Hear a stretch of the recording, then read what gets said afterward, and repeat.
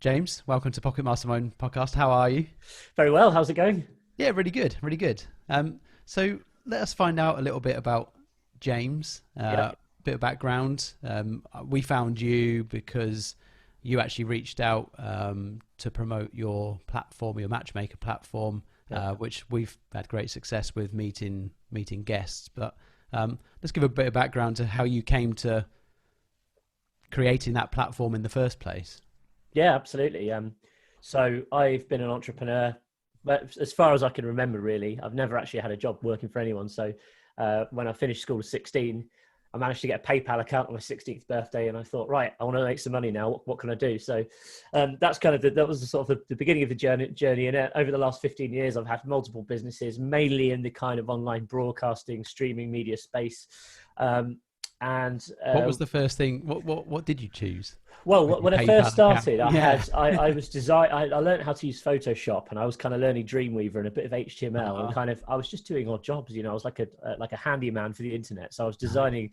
Remember the little animated banners that used to be on all the websites? You don't see yeah. them as much now, but I was designing them for a period. And for a 16-year-old kid, I was getting paid like Yeah. $50 here, $100. I was like, wow, this is like loads of money, and it was great. And I think it just kind of it sort of I just got the bug, and I thought. I still went off to university, really just to make mum and dad proud. Neither of them went to uni, so it was kind of, it was kind of a thing. Well, come on, you've got a good grade, you should go off to university. But I think really uni for me was a great experience, more for the social aspect and the kind of Mhm. getting out, moving away from home and learning some life skills, and that was when I sort of really focused on growing my first business, which was called Wave Streaming, and we were selling streaming media services to radio stations. Um, for a period when I was sort of 16, I wanted to be a DJ. Didn't really happen, but that was kind of where that interest came from. Mhm. And so fast forward 10 years or so now, and I've got a couple of businesses. One's called radio.co, which is still working in the radio space, kind of a platform, or like a radio station in a box sort of platform. And the other is podcast.co, which is relatively new. We launched podcast.co about a year ago. And because there's a lot of demand from existing customers who wanted to do podcasting, but also as well, I think there's a tremendous opportunity out there. Podcast is a huge growth industry at the moment. Mhm. So it's kind of quite an exciting place to be in. And this really is how we came to sort of launch Matchmaker, because obviously there's a lot of podcasts, including my own, including yours, that are all based around interviews and booking guests, but there didn't seem to be a good sort of up-to-date modern experience in to do this. And you can obviously trawl LinkedIn or trawl social media, but it can be quite time consuming, and not everyone's going to say yes. So I thought, Mhm.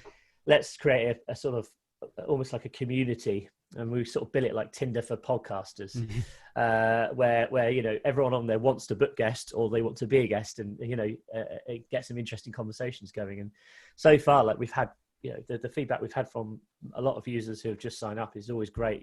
We're getting really good results for people, which is reassuring and nice to see.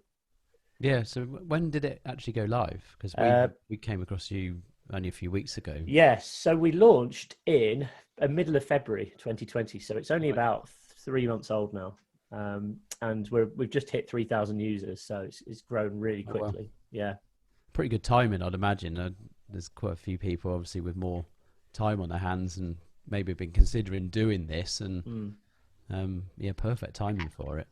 Yeah, I mean, this is one of the things that I think we were just chatting before. I've set myself this challenge at the moment to do 30 podcasts within 30 days, and just entirely using the Matchmaker platform. Mhm. And what I'm doing is kind of creating a behind the scenes video on how I'm doing this, and kind of going to show the results. And if I hit 30, great. If I do more than 30, brilliant.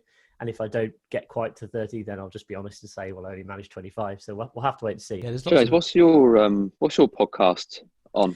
My podcast is called Create, Reach, Inspire, and um, we've just finished the second season. The first season was really just me giving kind of tidbits of information that I've kind of learned, like business advice, basically, kind of broken Mhm. down into sort of no BS kind of action, little actionable steps. Second series, we focus more on interviews, so most of them were face to face. And I spoke to, basically, the concept was really business owners who are doing something differently to break through in their marketplace. So I had conversations with everything from a guy who has a boutique financial advice firm, through to someone who specializes in funding startups, through to someone who's got a platform for booking musicians. So it was a real diverse range of businesses. Any common themes? Who was the most interesting of those kind of businesses? That's a tough question. I mean, the financial advisor, which was the last recording, a guy called Angus Millon, he's a character. He's a really nice guy. But what I really liked about his business is he's going so far out of his comfort zone in terms of the branding that they have.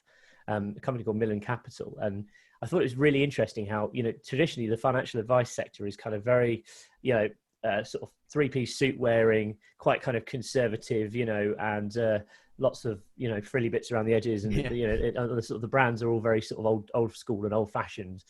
And his brand is kind of like, bit more loud, we cut the BS out, blah, blah, blah. And it's just, he's trying to do something which is so different to what you're used to seeing when you're like looking at other financial advisor or wealth management websites. So I thought that was a really, really interesting conversation. So what's the plan next? What's the ambition for the platform? For Matchmaker. So as I say, we've hit 3,000 users in the first sort of 3 months. We seem to be kind of doubling. It probably took about 2 months to get to 1,000. And then, the next month we got to 2,000, and then we've got to 3,000 within sort of a few weeks. So we're definitely seeing an up. You think that's coming through word of mouth, through people using the platform? Partially, yeah. We're trying to encourage people who are getting good results to sort of share it with their networks.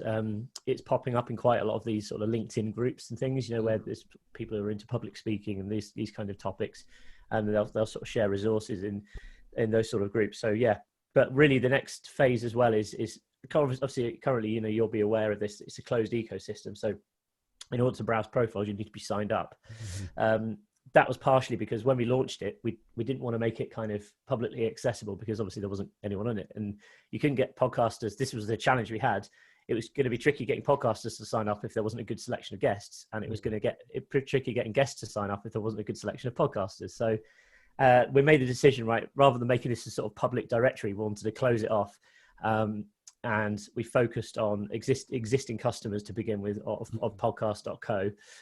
So people who host their podcasts with us, and we said, we tried to onboard those guys first of all.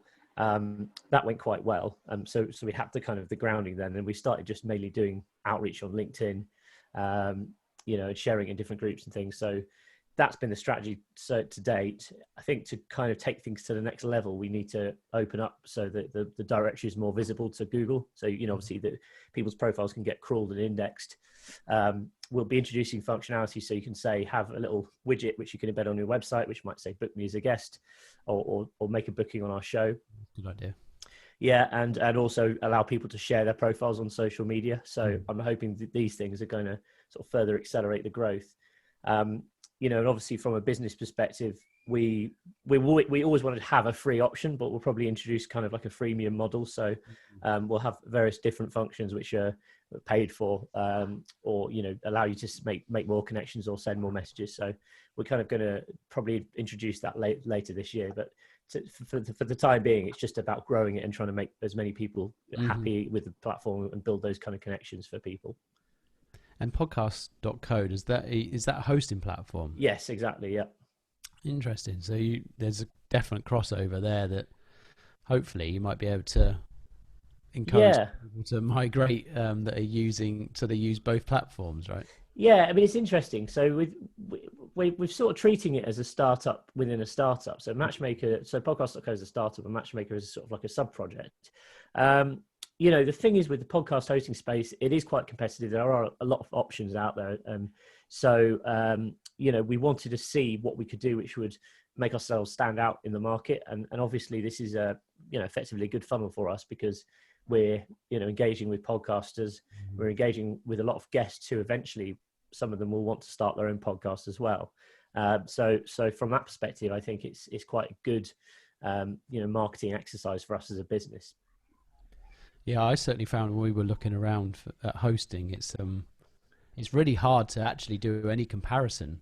Yeah, everything's you know, there's one's really good for something and then one's really good for something else, or Yeah, I mean, fundamentally, you know, all the platforms do the same thing. You know, if you yeah, want, you know, it's, and again, when you're first getting into podcasting, the way the ecosystem is quite complicated. You know, it's not for someone who doesn't really understand the internet. It's a bit of a ball ache, really, because you have yeah, something called an RSS feed, and people are like, "What's that?" And then you say, well, it's basically a load of code, jibbledy-jib, which kind of describes when episodes were released and has it in. And actually, really, people shouldn't have to be concerned what that is. So the main real sort of target with podcast.co is to just try and get all of that process out the way of people. So all they have to do is worry about creating the content, uploading it, and then we sort of handle the rest. So we distribute it on behalf of clients to all the major platforms. So Spotify, Apple Podcasts, Google, TuneIn, etc. do you support video on the platform? No, I don't think we're going to do that, because video podcasts, I think, you know, they are a thing. You can actually have a video podcast. The problem with them is I think Apple supports them, Spotify, for example, doesn't. So, you know, it's one of these things where it was kind of designed, but then obviously YouTube's come along since then and sort of cornered that market. So I think we always recommend podcasters use video, because I still think video, and especially if you can record calls like this, or if you're doing a face-to-face interview, it's well worth videoing. And either release the episode as a full sort of length thing on YouTube, or just chop it up and take out the best bits and use them as marketing collateral for your social media. It's just, you know, you need to think about a podcast as a piece of content that you can really use cross-purpose. So especially when we're working with corporate customers, because we do production as well. So we produce podcasts for quite a few big companies. And, you know, this is it. We try and maximize every recording. So we'll always record it, and we'll always record it with a video camera, a couple of different angles if we can. And, you know, obviously that then kind of gets pushed out on different channels. So the other thing you can obviously do as a podcaster as well is turn your podcast into text. We have like AI transcription on our platform, so it will effectively somehow a computer listens to what you're saying and turns it into text, which is marvelous, isn't it? You wouldn't believe that was a thing 10 years ago.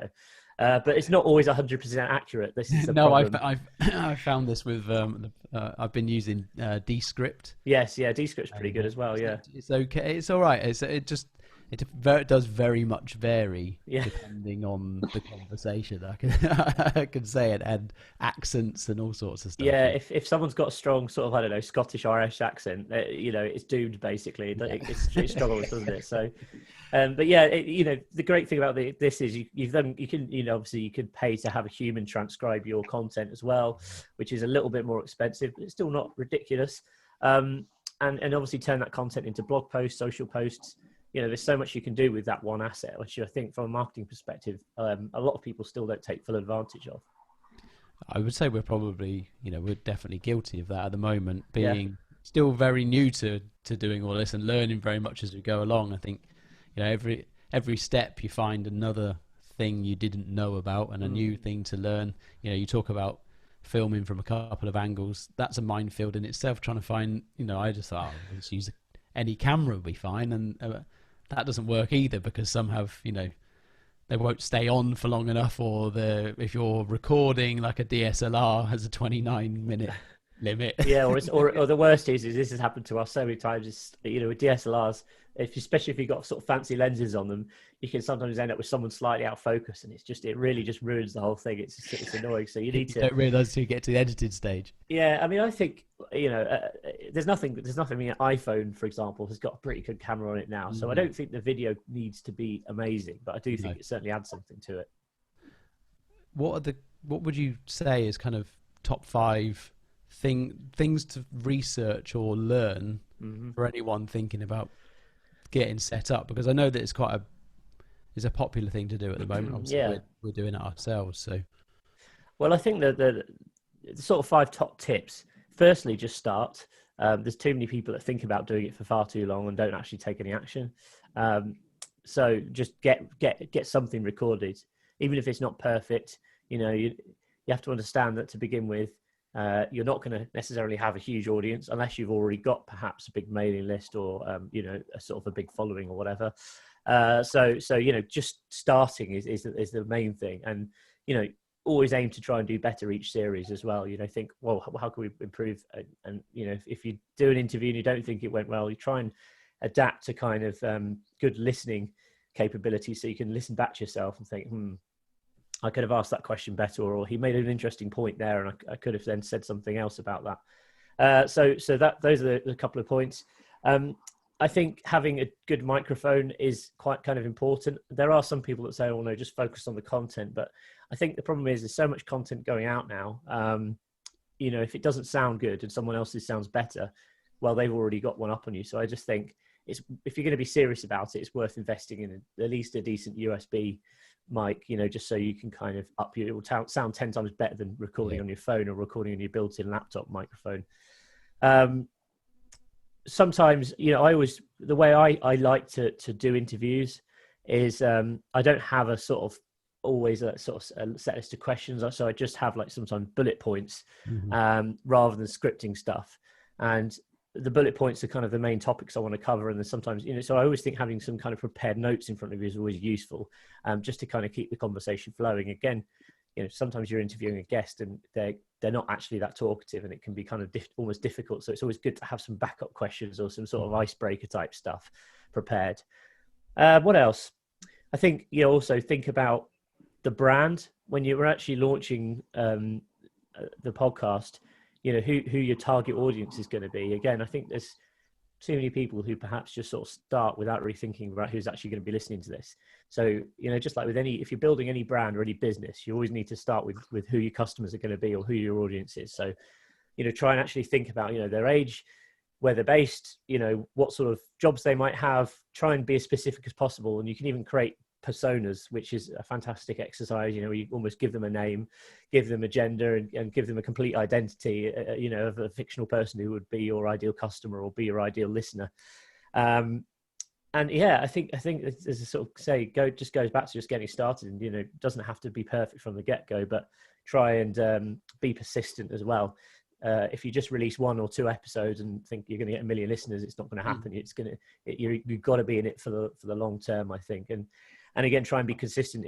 There's no harm in saying releasing in seasons, because some people, like me, for example, I don't have time to record an episode every week all year long. So I kind of will commit to doing 8 episodes, release them, have a couple of months break, and then focus on the next 8 episodes.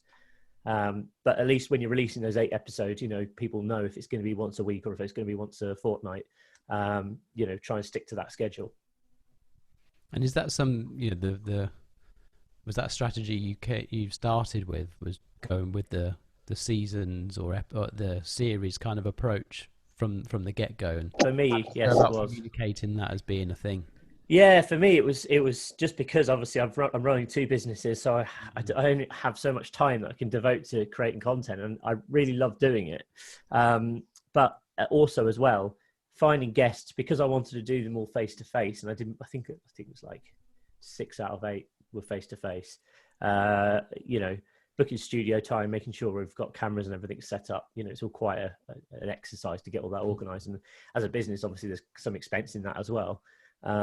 So it's just about making it manageable, really. And then in between the series, do you then re-promote the previous series and re-chop content, and just to keep the audience remembering that you're there? Because I guess what I would see is, how do you make sure you keep that engagement in between, and how long are the gaps between the series that you've done so far? Well, the first series was sort of like end of last summer, and the second series was at the start of this year. So we were releasing them in kind of February time.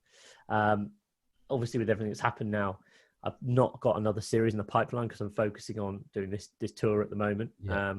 And I think I'll sort of come back to it probably once we're back in the office, basically. But yeah, again, it's just, for me, that works as a format, but it's different for everyone. Some people want to record an episode once a week, and if that's what you want to do, then great. There's no harm in doing that, but just try and, if you're going to say that you're going to do that, you need to stick to it, really. Yeah, we definitely did that, and then you suddenly realize that weeks go round very, very quickly, and it's a lot of work, especially. As I said, especially if you're going to be creating all those assets for your social media, editing takes time, etc. So you need to be realistic. I think if you're going to be doing it as a business exercise, you need to be realistic about the time you can commit to it, or if you can afford it, have a team that can do some of the work for you. Yeah, that'd be a lovely place to get to. I mean, like I say, we're just getting off the ground, and Yep. definitely fun. And I think there's a lot to be said for working all of the stuff out as you go as well, rather than just outsourcing from the get-go. I would, from my own personal experiences, learning to do some video editing, learning to do the audio editing and asset creation and all sorts of stuff is a whole new bunch of skills. And then when you do outsource, at least you've got an understanding of what people are doing on your behalf. Yeah, I think that's a really good point, actually. I think if you're outsourcing, you have a good understanding of that. It allows you to be a more effective manager. And also allows you to write more effective briefs, I guess, as well. If you're hiring a freelancer, you can kind of speak the lingo a bit more, I guess. But I think that's a really good point. Yeah, who do you do it on your own, or have you got partners, or? So I've got across both businesses, I've got about 30 staff. Right, okay. Yeah, so we have kind of quite a wide range of resource. We have 2 in-house videographers. We've got an audio producer. We've got quite a lot of people in the content and marketing teams. So yeah, we're pretty well resourced. But as I say, a lot of this is not just for my podcast, because we make podcasts on behalf of lots of different clients. So for example, one of the projects that we did last year, which was really interesting, was we were creating a podcast for Samsung. They were doing various different tech conferences, so they had like a big exhibition stand on the sort of trade show floor. And one of the concepts that we worked with them on was actually building a podcast studio into the conference stand. So they had this, obviously, they've got a lot of money, Samsung, so they have a huge fancy stand. And we had like a little glass cube on the corner with some chairs in. And, delegates could go and listen to, just on the other side of a glass, they could listen to the conversation with headphones that were sort of set up outside. And obviously our team were all over there filming it, recording it. And then after the conference, we sort of edited it all together for them. So that was really exciting. And I thought, as a sort of an activation for a brand, what a great way to engage with an audience. And of course, the benefit of doing this at a conference as well is you can grab, really high profile speakers who have just come off stage and interview them for the show. So that was a really cool project that we had the opportunity to work with Samsung on. Any more projects in the pipeline, or have you got enough on your plate? No, nothing new for now. I mean, Matchmaker's doing well. We're going to continue sort of focusing on growing that. Obviously working on podcast.co side of things as well. But yeah, nothing new for the time being anyway. And better tell everyone exactly where they can find all of the services, just to be clear, and where they can find you. Sure. So radio.co for the radio software, podcast.co for our podcast platform, matchmaker.fm if you want to get booked on podcast as a guest, or if you're a podcaster looking to find more guests. And my name is James Mulvany. So if you go on my website, which is jamesm.com, you can subscribe to my mailing list. There's all the links to social profiles on there as well. Amazing. Well, it's been great to meet you, great to talk, and highly recommend matchmaker.fm. We've had great success with it so far, so hopefully everyone else will do the same. Well, listen, guys, thanks very much for having me. It's been a pleasure to speak to you both. That's great. Cheers, James. Lovely to speak to you. Cheers. Right, cheers then.